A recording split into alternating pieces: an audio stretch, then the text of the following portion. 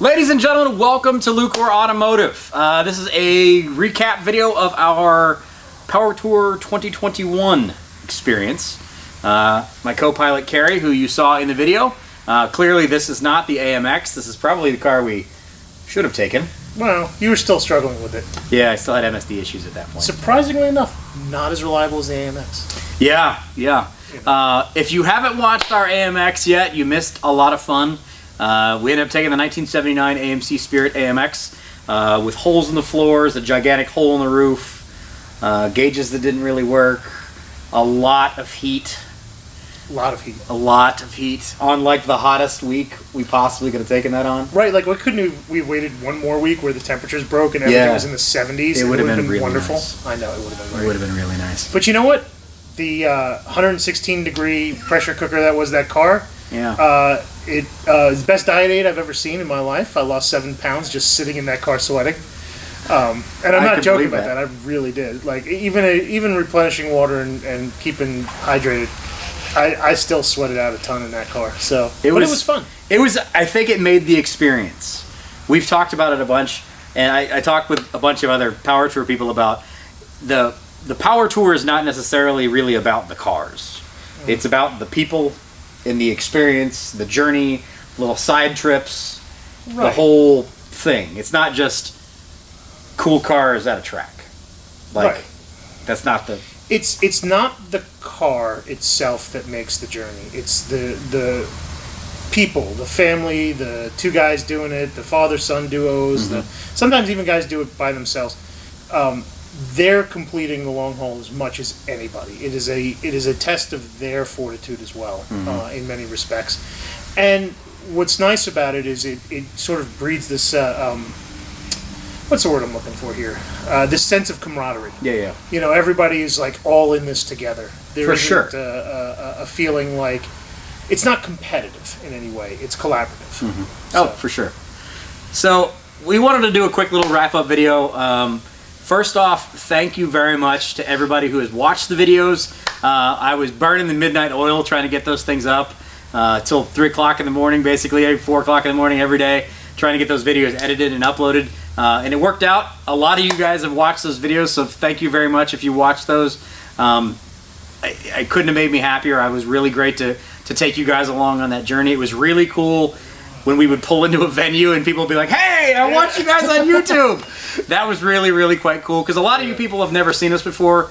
If you did and you watched it, great. I appreciate it. If you're brand new to the channel, welcome. This is actually the shop that we left from, where all the actual work really happens. But I just want to say thank you very much for everybody that actually watched the videos, who supported us along the way. Our AMX team, our AMX pit crew that ended up saving the day on Friday. Cam, Chris, Jake, everybody that came up and talked. Eric with the hammer. Oh yeah, those guys, all those guys were awesome. It was incredible. The amount of people that really rallied around us and really wanted to see that little AMX make it through the whole journey, the whole long haul trip. You guys were all awesome and really, really made the whole journey amazing.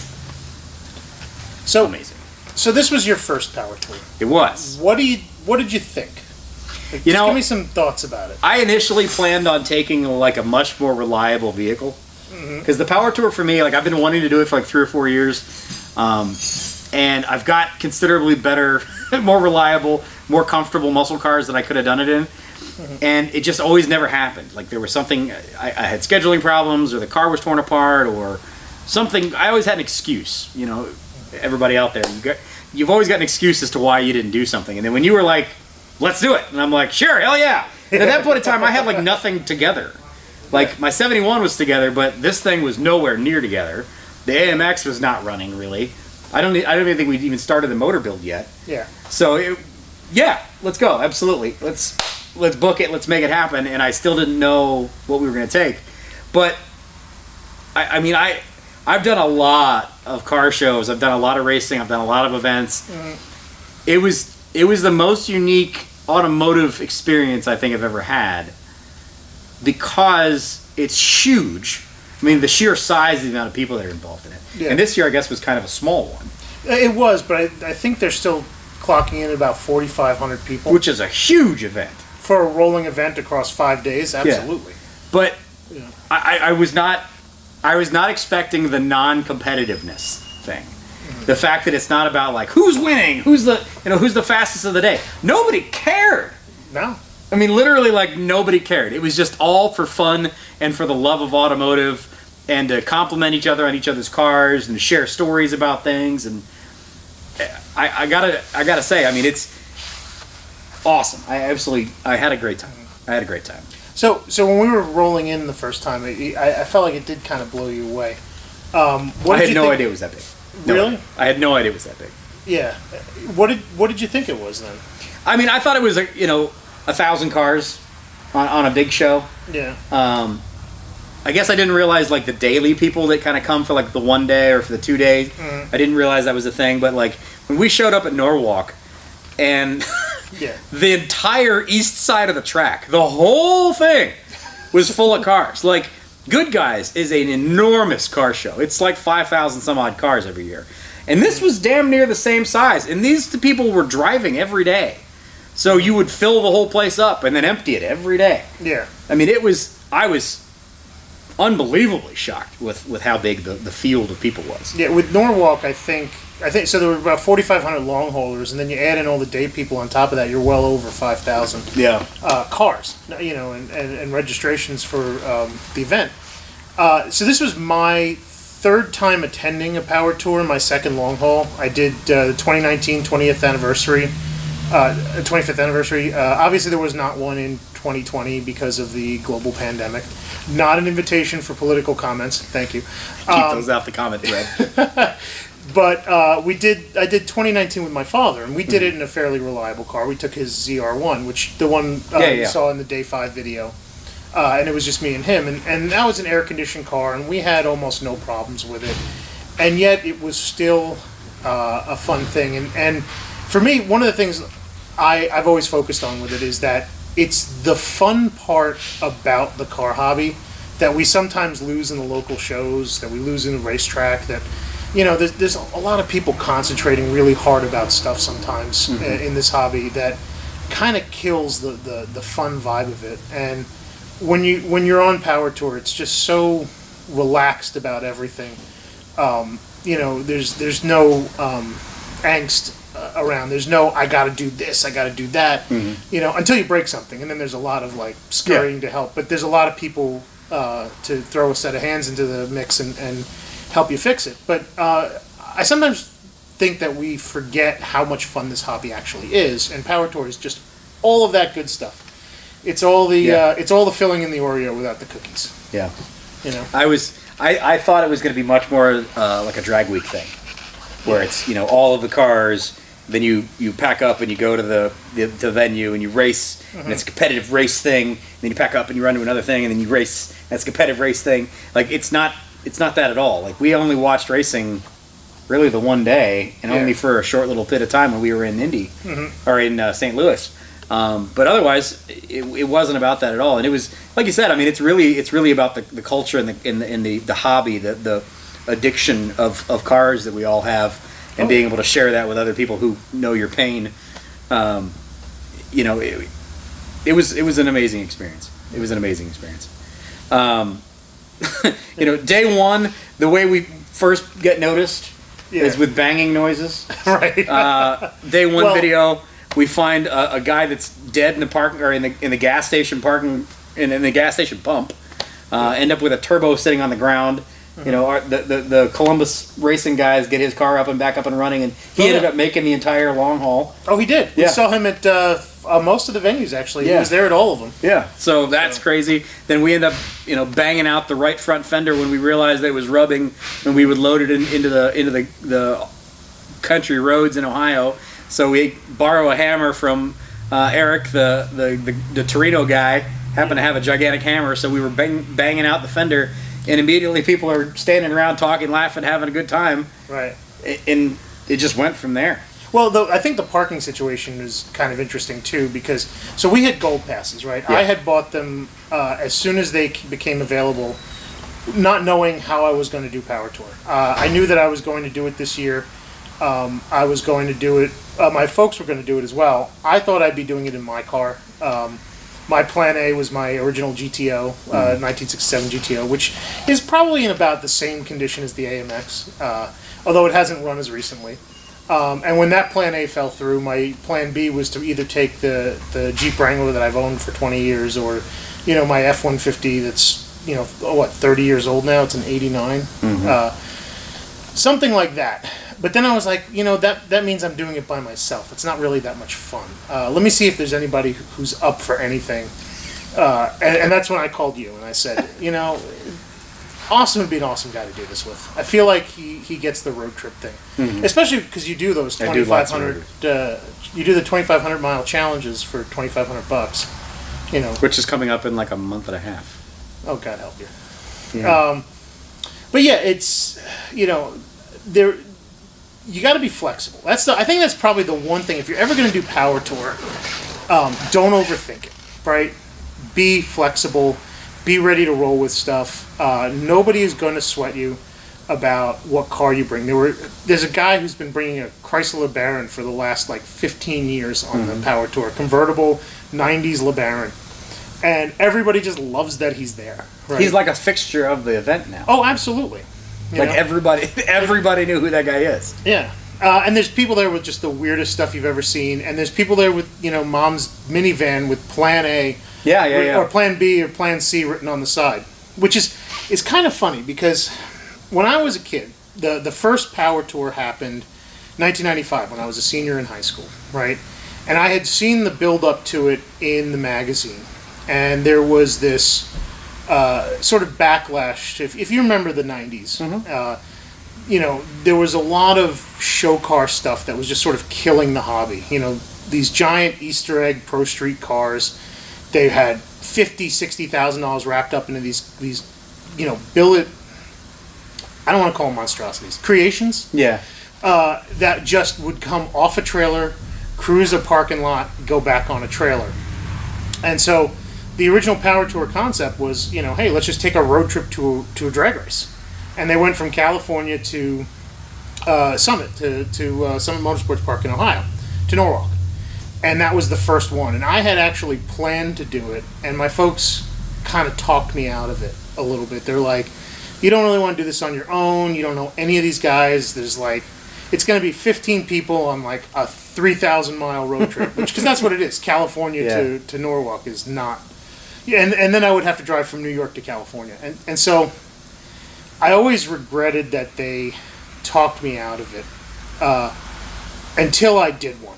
And then I'm like, you know what? It doesn't matter. I made it there any way I could. Right? Mm-hmm. The whole point is to look forward and to be flexible and to not overthink it, to sort of be in the moment and enjoy what's going on, And that's what sort of changed my perspective on. For a long time, I was like, it's got to be something I got to do, but obligation here, obligation there, and I kept talking myself out of it for 20 years. Yep. And then, we can always come up with excuses as to why we don't do a thing. Right? Don't do that. It sucks. Even being in the car hobby, I could come up with, I'd love to do it this year, but I got a thing. Well, the flip side of that is, the excuses to not do a thing keeps me from buying 30 cars. True. True. That in space. True. So. Well, I'm glad you talked me into it. I had an amazing time. I will certainly do it again next year. The question really on the table is whether or not we bring the AMX again next year. Whether or not I take this car, which is considerably more put together, considerably less holy, would be a lot more comfortable. I don't know. I will definitely do it again. I like the idea of doing the AMX as the yearly car, or at least one more time, so people can see the evolution of the AMX as it has less holes in it, and runs more appropriately. But and seatbelts. Yeah, I might even splurge and put seatbelts in it. An outtake of the previous video is I went to go put on my seatbelt and pulled the anchor straight out the floor and was like, I guess we're not using those. Yeah. So if you haven't watched day one video, highlight for day one, I don't know, banging out the fenders was... So day one has three really good parts. One is the showing up at a gas station, seeing a turbo completely sprawled apart in the apron there. 2 is banging out the fender. That was a lot of fun. That was hilarious. It was even funnier when surrounded by like really, really nice cars. Yeah, one of the guys, the guy who lent us the hammer, Eric. He was wandering around going, "Fender's flared while you wait," just having a good time about it, and it was fun. And walking the parking lot and seeing some amazing cars there too, because you get sort of a view of how diverse it is, right? How many different vehicles are there, and we saw everything from, what is it, 4th gen Supras to that stretch limo job to that weird 59 limousine, that 59 Caddy limousine, but then some like really awesome Lotus stuff too, with an LS in the back. Oh yeah, that Lotus Europa. Yeah. But even like some really cool muscle car stuff, like a lot of Hellcat swaps into Mopars and older Mopars, and a lot of LSs and everything. We didn't even really walk out of the gold and platinum lot. No, into the day parking. There's just so much. Like you have to be prepared to really hike. We included a ton of footage in the videos, and for those of you who have never been on one of these, like literally all of the car footage is just the gold and platinum lots. We didn't walk the entire rest of the thousands of cars that are there. We did drive through one of them on one of the venues by accident, and it was equally as filled with with equally nice cars too. It's just that I think we saw a quarter of it because there was so much walking involved at every venue. Because most of them were tracks. I think the one venue that wasn't a track was Dayton. Was the Veterans Memorial Coliseum, and that you could sort of look out 360 degree and see all of the cars and how many there really were, and it was sort of breathtaking because it's like looking across farmer's field, except instead of rows of corn, it's rows of hot rods, and so that was an interesting part of it. Actually, you sort of bring up a good point. The parking situation. Anybody who's considered doing this, at very least, get a gold pass. It's expensive, I know, but it really does come with better parking for every venue. It comes with some perks. At least 2 of the venues had specialty areas with air conditioning for gold members. That saved my life. Yeah, we had outdoor ambient temperatures of 90 degrees on most days. And in the car it was between 114 and 120. So being able to show up at a venue and be able to walk into air conditioning for about 10 minutes and cool down and not die. Especially as 2 fat guys. Right. Yeah. Maybe that's the challenge. We get thinner. Yeah. Maybe next year. Next year, maybe we show up ripped. So day 2, highlights. Honestly, had a great time at the Dayton thing. I wish we'd gotten there a little earlier than we did. I met a lot of great people, got to talk to a lot of people. That was kind of our first real interactions with a lot of people that had seen us on day 1 or had watched the day 1 video. People who recognized the car from day 1 video. Talked to Alex Taylor. I've talked to Alex a bunch of times. She's amazing. If you don't know her, Alex Taylor of Alex Taylor Racing. Talked to Emily Reeves of Flying Sparks Garage. She's awesome. That was actually the first time I met her. Luke, Thunderhead 289. Very first time I ever met him because I made a smart-ass comment about his Maverick in the day 1 video, and one of the commenters mentioned who that was, so he and I made sure to meet up that day. Talked to the guys from Vice Skip Garage. They were awesome. Cannot be happier about the personalities from YouTube that we met, because they're pretty much just normal people, and they were awesome. Like, just being able to chat with them was fantastic. Low light, however, of day 2 was the evening. Well, before we jump into that, the side trip to see the B-17. And to be around a working shop and to really get a feel for what goes into restoring an airplane versus restoring a car. I have this theory that car guys are into pretty much a lot of the same stuff. It's usually either guitars, airplanes, boats, guns, or Motorcycles, yeah. Just some combination of those things, right? They're into some people are car guys and guitar guys. Some guys are pilots and motorcycle and car guys. And, so we all sort of like that stuff. So we all kind of know what's involved in working on our own stuff, or at least having people work on our own stuff. And then to see it blown up on a scale where you're not talking about a mass-produced, piece of personal transportation. You're actually talking about like this gigantic flying machine that is, fragile and complicated and built, before your parents were born, and built and was being restored with the machines that they built it with originally. So it's all hand stuff. There's no CNCs in that shop. There's no programmable. There's not even really stuff. any welding in that shop. Well, there was some, but it's not like the fancy TIG setups. There were some oxyacetylene torches, a couple MIG, which they used to call heliarc welding, because it was helium gas instead of metal inert, but different point. It's a lot of pattern making, and it's a lot of lost art stuff that you don't usually get to see, but has skills to that sort of translate to our hobby as well. A lot of those guys were hot rodders or motorcycle people, or you could see where a lot of the guys that served yeah in that world came back and became hot rodders. Oh yeah. Once you're standing around that B-17 looking at like the 60,000 rivets that put it together, and then you look at the people that operated them and how that airplane flew, it makes complete sense that someone would come home from being shot at in a war and a life adventure and go find themselves a 32 Ford with a flathead and go find I can make this a dry better. lake. Yeah. Yeah. Hey, this is boring. Let me go see how fast this thing goes. Oh, I can go faster. Oh, I can go faster. Yeah. Now I can go faster. Let's do that. Hey, I got a tank for my P-38. Let's go make that into a race car. That's a great idea. And then that's how, tankers were born. So it has that ability, especially to be in a working shop, not a museum. Like, it's great to go to the Smithsonian. It's great to go to the Air Force Museum.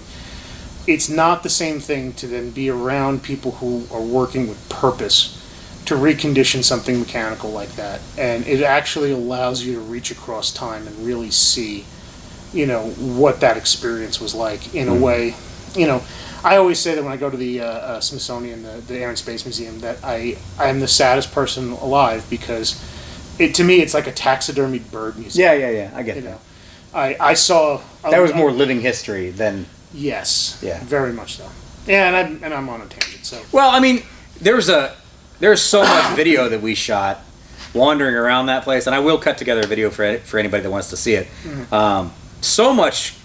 I mean, you could literally spend easily a day there, and the fact that you could talk to literally all the people as they're working on stuff. You just walk up to the guy that's working on the small parts piece. He's creating these little little electrical boxes, or the guys that were making window frames, or the guy that was making the internal pieces for the wings. They were happy to just talk while they were working, or drop what they were doing and talk to you. Because it is a long-term project, 25 years long-term project to be able to bring that plane back. Yeah, pretty much. I mean, they had 5 years left on it before they would fly, and we could see the main components there. I mean, They had wings, they had fuselage sections. That airplane was getting close to assembly, and it's still 5 years before it gets certified to fly. The scale of that project is just. I will never complain about putting a car back together ever again. Seeing the components that go into that. Anyway. Yeah. So I suppose we should talk about the evening and day two. The day two part one video, if you catch the end, there's some hilarious banter of me pushing a car through an intersection because... After I drove through the night with no headlights. Yeah. Not safe way to do that, don't do that. At the time, we weren't sure what the electrical problem was. Spoiler alert, we had a bad regulator, which ended up taking out the alternator. And even though it was charging some, it just wasn't charging to its full potential. And but we didn't know it at the time. We were just sort of floating through, trying to diagnose in the middle of chaos. And then, we had an experience that added a lot of chaos on top of that. To get serious for a moment, there is a big problem that's affecting this country. And we got to witness it firsthand in a very real way. And the only positives that come out of it is that everybody, by the end of that night, survived and everybody was okay. If you watch the day two nighttime late night video, we talk more in depth about what happened. Suffice to say, this young woman, she came up to me in the parking lot while he was in Walmart, and she was already in the beginning stages of a drug overdose. And you know, having to sort of adjust from being in the hot sun all day in that car, then being in a hot sun in the parking lot, being dehydrated, you know, hauling butt home in the middle of the night, and having just taken quite a scary trip down back roads with no lights, where we couldn't even see the edges of the roadway. It was mentally exhausting. And then to, you know, sort of pivot from that and be like, oh, somebody else is in distress and needs our attention for a moment, and we can't ignore this. It was very taxing. And I'm just glad that there were people supporting us that helped that resolve in a very positive way. I have a lot of mixed feelings on this situation, on this subject. It's a terrible situation. Fortunately, the young lady survived the evening. The incredible, whatever you want to call it, that put us in the place at the right time to be able to assist and keep that young lady alive is really still rolling around in my brain. If we hadn't had electrical problems, if we hadn't have found that Walmart on GPS as the battery's dying, if we hadn't have driven through the hadn't to get there, if we hadn't have been there, if we hadn't have parked underneath the street light to be able to work on the car while we were there, if you hadn't have been at the car, if we both had walked into the Walmart, if she hadn't have wandered that direction and talked to you, if she'd wandered a different direction, if any one of those things had not happened, that young lady very well may not have made it through the night. She was within moments of not being around anymore. And if any of those things that just happened hadn't put us there, it would have been a considerably more tragic story. And it was not something at all that I thought I was going to have to deal with on the Hot Rod Power Tour. But I got to say, I mean, that was the day, that is probably one of the biggest roller coaster emotional days it was I have ever been through. Well, we went from this great high of, like, you know, feeling history throughout the ages and seeing these great things to and everybody seeing, high-fiving, you know, and we had a great lunch and, like, great dinner, and we had, like, the Junkyard Digs guy threw a sticker through the window. Yeah. So, like, hey, they even like the car. Like, all right, Junkyard Digs likes our stuff. He has to push start the car out of the really nice parking lot. Yeah, that's true. You know, literally, like, all of these great things happen. And then it's just like, boom. Well, so I will say this, right? There are two ways to look at this situation, right? Some people would look at what we went through and say, oh, this car is cursed. And others, and like you and I, would look at it and go, no, this is the way this worked out. These things were in motion anyway. They were going to happen. The set of circumstances led to a positive outcome. It's not cursed. We inherited honestly, this. kind of almost the opposite. Yeah, I mean, for a while you were saying, well, this car saved someone's life. And I'm like, well, no, EMT saved her life. But it was close. Right. They but if it wasn't for the car breaking down... But here's my point. Ipso facto. Right. Here's my point. We spent the whole day at this event with under grueling conditions with an immense amount of positivity. Yeah. And it affected our outlook on life. Happiness is a choice. Positivity is a choice. And being around people that were just having a good time, having fun... the influence of PowerTourer itself on us, the events of that day, you know, it gave us the perspective to say, this is a good thing.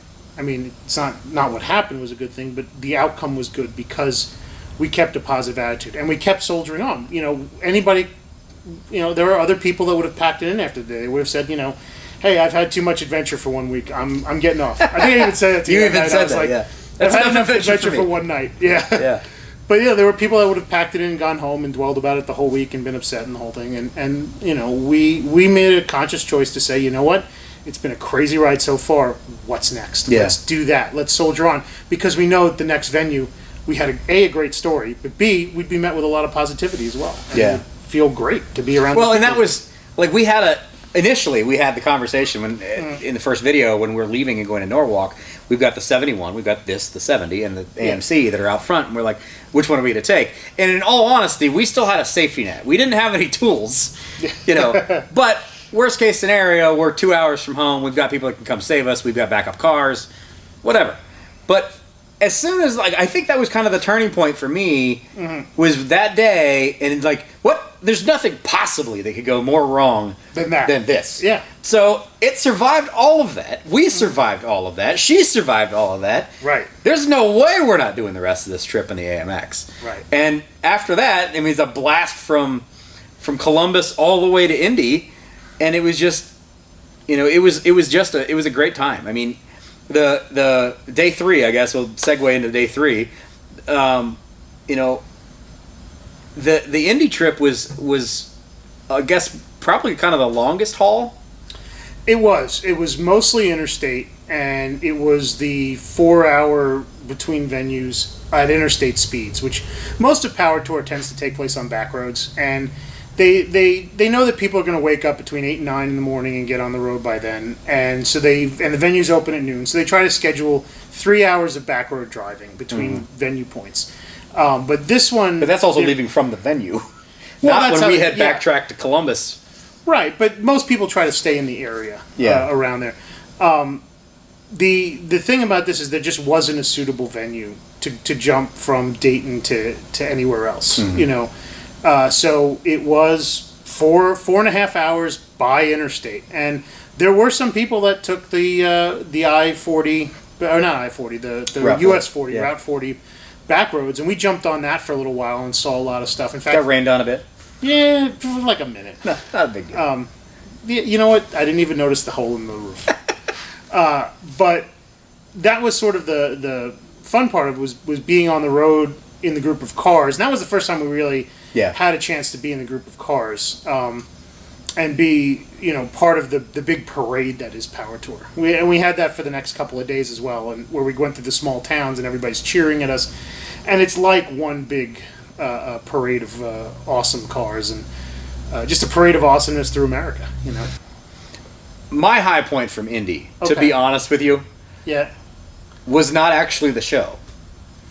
My high point at Indy was that little kid Oh, outside of Ray Hall Performance. right. Oh, so all right. So yeah, the best part of day 3 Indy is we got a tour of Graham Rahall's shop in which is across the street from John Force's racing facility.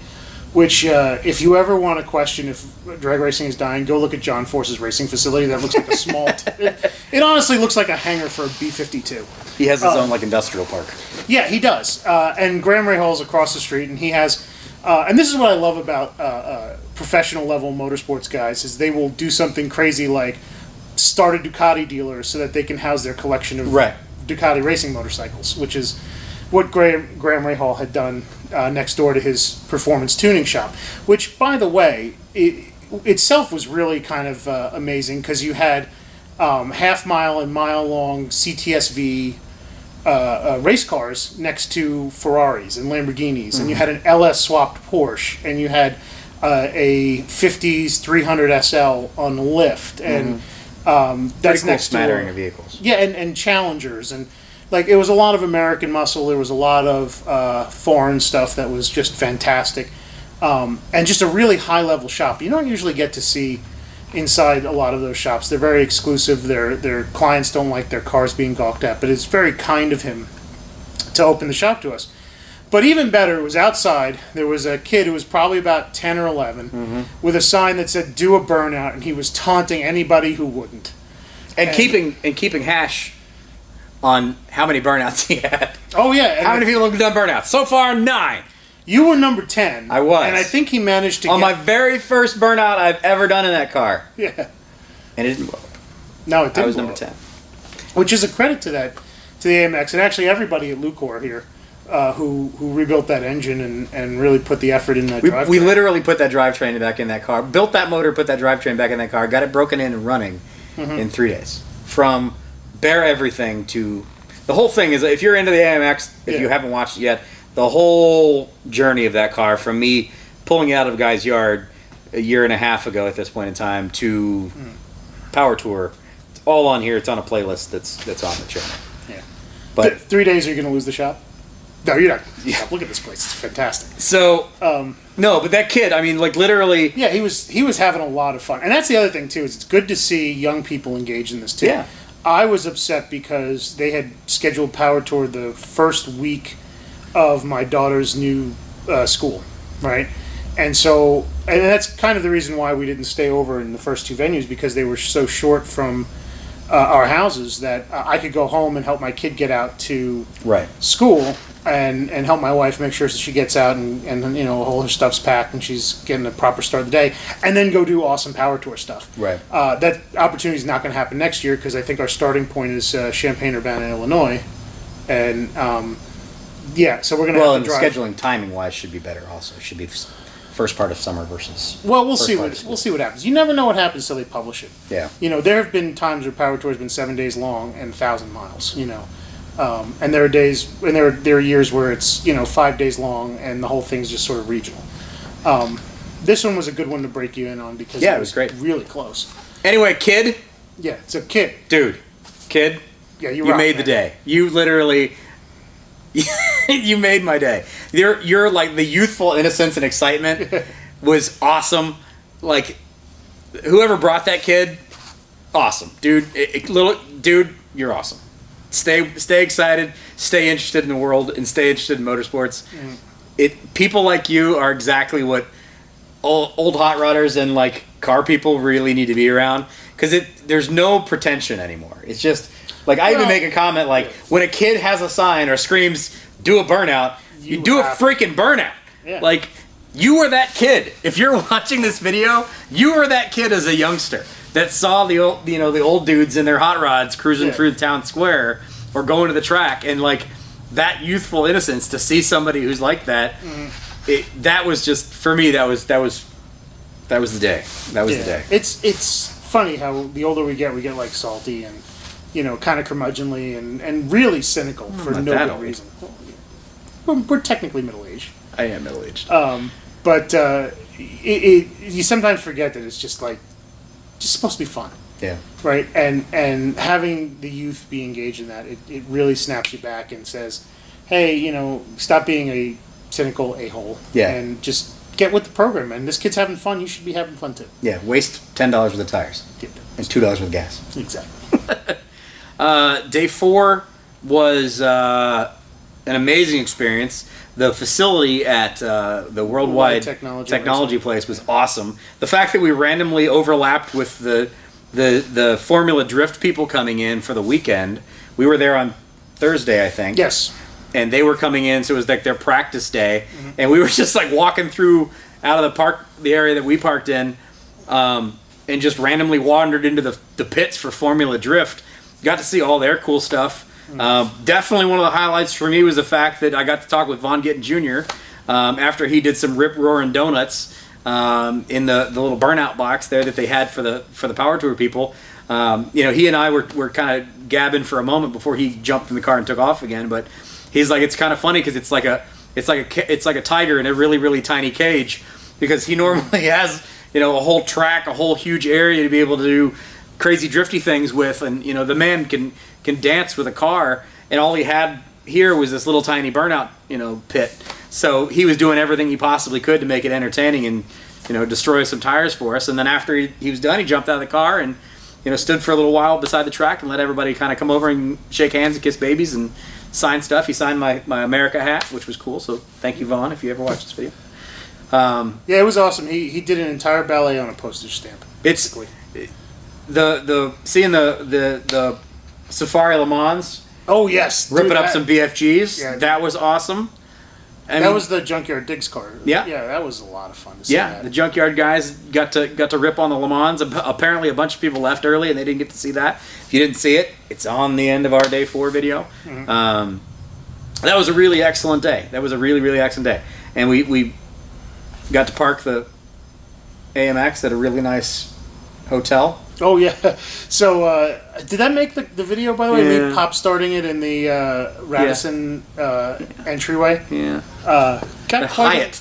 Oh, it was the Hyatt. Region. Yeah. Okay. Yeah. The Hyatt underneath the arch. Right. Downtown St. Louis. I'm surprised some cop didn't come up and. You know, easily one of the most classy vehicles ever parked at the Hyatt. probably. You know. And But really actually, good barbecue. The barbecue was fantastic.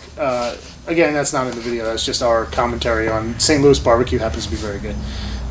The parking garage underneath the hotel was also kind of awesome because a lot of PowerTourer people stayed there. So it sort of looked like Bruce Wayne's toy box. Yeah. Really bad lighting. Expecting to see Batman in a corner somewhere. Plus, hot rods and C8, C7 Corvettes and all sorts of neat little things to just sort of gawk at. The actual venue wasn't technically in St. Louis, but it was close enough that we could see the arch, and it made more sense to stay in St. Louis. A lot of people are mad about the T-shirts, by the way, because of the typo that makes it look like it took place in St. Louis, Michigan. Yeah, whoopsie. Who cares? The whole point of a T-shirt. See, that's the other thing too. Is that But now it's even more rare. well, It's like I a was gonna say, misstamped coin. the whole point of these T-shirts. Well, everybody has them, so. But the whole point of the T-shirt isn't to collect, right? All this crap that they sell you, it's not there for you to sit on shelves. You wear the T-shirt, and you remember the day you bought it, and you remember St. Louis Raceway, and the Worldwide Technology Raceway. You remember the PowerTourer. You remember the people that you met. It's a And it strikes up a conversation. Somebody sees you. Oh, absolutely. Oh, I can't tell you how many times I go to Iron Pony wearing a PowerTourer shirt, and they go, "You were on PowerTourer? Yeah. That's so awesome. What's it like?" I'm like, "Do it. Just do it. Just get up and do it. I don't care what you take. Oh, but I don't have a hot rod. I don't care. Go do it in your daily driver. You got a Tercel? Go out in your Tercel. Treat it like it's 24 Hours of Lemons. Decorate the thing with like some crazy stuff on it and go. Like put some streamers on it. Give it a theme." The day 5 was a Day 5 was kind of a rushed thing for us. We had figured out the alternator problem by then, and we had met up with the AMX guys, or not the AMX guys, the American Motors people, in one of the gas station stops. Now, this is one of the first day. Well, this is one day that we actually got to do the full backroads tour through the small towns. People cheering at us. Every gas stop is like a car show with different cars. Like you get to talk to cool people. Nobody's having a bad time. Honestly, I could have just sat at that first gas station for like an hour and just watched people come in and go.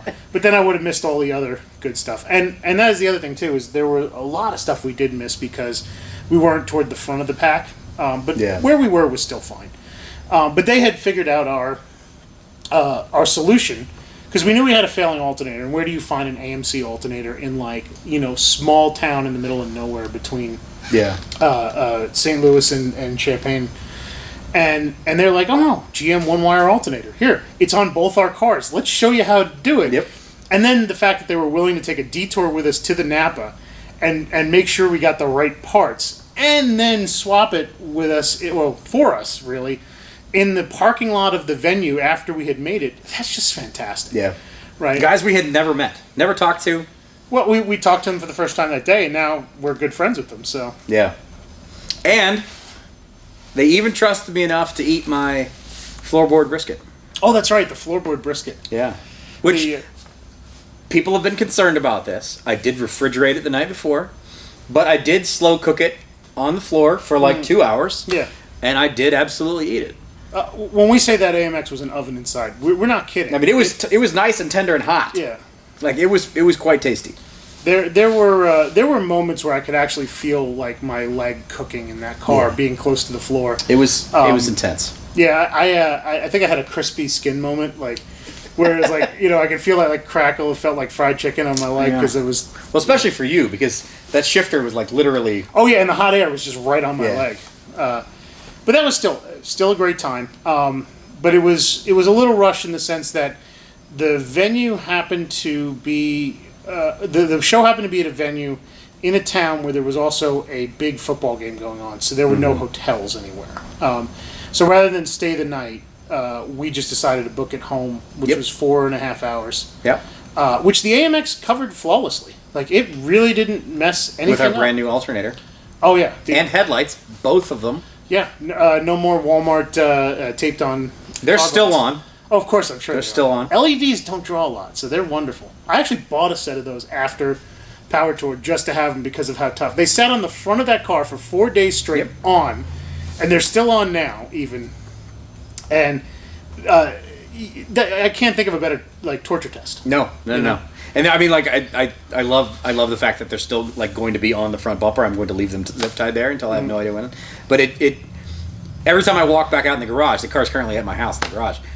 It's funny because you have that moment where you just kind of like look back and you giggle, and all of these memories, you know, the things we've talked about and the things we're not going to talk about, that are all just kind of like, they just immediately pop back in your head. Like, that was a hell of a good experience. And car shows are great times. You know, you take your chair and you talk to, you know, you sit behind your car and you talk to people that, you know, that come out. But the Power Tour experience is a really, really awesome experience. I mean, it is so far beyond just a car show, and it's so far beyond just drag racing.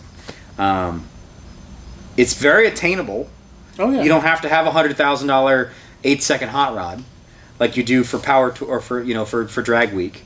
Yeah. You know, it's a very much a people's motorsports event, and it was a really, really, really cool experience that I had an amazing time with. Absolutely amazing time with. As did I, and mostly because I did it with friends. Yeah. You know. The people. Yeah. The people are what make it happen. Well, I mean, cars have something to do with it too. Yeah. Anyway, thank you very much, everybody who's shown so much support for us over the past month. Enjoyed our videos. If you've made it this far, as always, please click on the like button. It helps YouTube actually know that you're paying attention, that you've watched the video this far. I appreciate you watching two fat old guys ramble on about their enjoyment for the week. It was an amazing experience. I will absolutely do it again. Couple of things that are still up in the air as far as the next year goes is who takes what. Katrina's Charger should be done next year. If you haven't seen that, that's on here as well. It's 73 Charger chick. Her 451 Mopar motor is back on the dyno, hopefully here in the next day or two, and we'll be back in that car very briefly after that, and she'll have that car to drive next year. I totally want to talk her into doing that. I may take this car. I kind of want to take the AMX. I don't know. We'll see. The AMX, I feel like it almost needs a name at this point in time. So if anybody has any ideas for what I could call the AMX, I call it a junkyard dog because it was literally on its way to the junkyard before the guy that I bought it from bought it. And it looks kind of like a pissed off little bulldog in my mind. So if you guys got any ideas about that kind of stuff, please drop that in the comments. Thank you. A huge thank you to you for talking me into that. The huge thank you to your parents. They were awesome. Oh yeah. Huge thanks to those guys. Their platinum benefits. Oh, thank you for not filming my mother picking a fight with a state trooper. That was awesome. B-roll. Yeah, right. Do you want to talk about my goat too, or? Yeah. That's so there is a potential future video. We just haven't figured out the timing of it yet. I am probably one of those people that this hobby hates the most. I'm a guy who took a car and turned it into a barn find. In the sense that I've had my 1967 GTO since I was 19, and I'm in my 40s now, and I haven't driven the car since Thanksgiving of 2017.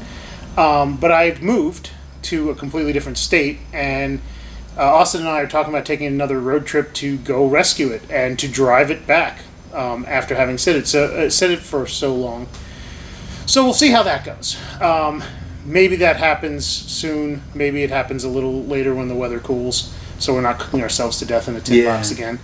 No hole in the roof this time, though. I did not have. Huh? I'm taking this car to go get it. Oh, are we? So we may take a Pontiac to rescue a Pontiac. I think that'll be fun. Times Square burnouts. I'm calling it now. He thinks we'll get arrested. I will go to jail for Times Square. I will 100% do time for that. Okay. I will do an overnight for Times Square burnouts. Maybe we'll make it happen. We'll see what happens. Anyway, stay tuned for upcoming stuff, and I think that about covers it, right? If you haven't noticed, small town shop here in Central Ohio. Here's the spiel. We do a lot of cool stuff. Work on a lot of cool cars. You can see the F85 Olds that's sitting up there on the roof. What you can't see is the 455 for that F80 Old. You can't see it in this picture, so don't worry about it. There's an F85 Olds up there. It's on the roof, 65. The 455 is over here in the corner that's going to go into that. We've got a 55 Bel Air that's in here at the moment. We've got a Lotus Esprit that's a full frame off build we're doing as well. There's a Lincoln Continental or a Lincoln Super Coupe that's sitting around the corner. We do a lot of cool stuff around here. So those of you who have been paying attention and supporting us and all of our normal stuff that we do, we very much appreciate that. Please continue to do so. We will also continue to bring our adventures to you guys as well. So, Kerry, sir, it was a wonderful time.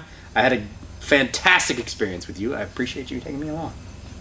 Likewise. Thank you very much for coming along with us. And for those who are tuning out until next time we're on Power Tour, I understand.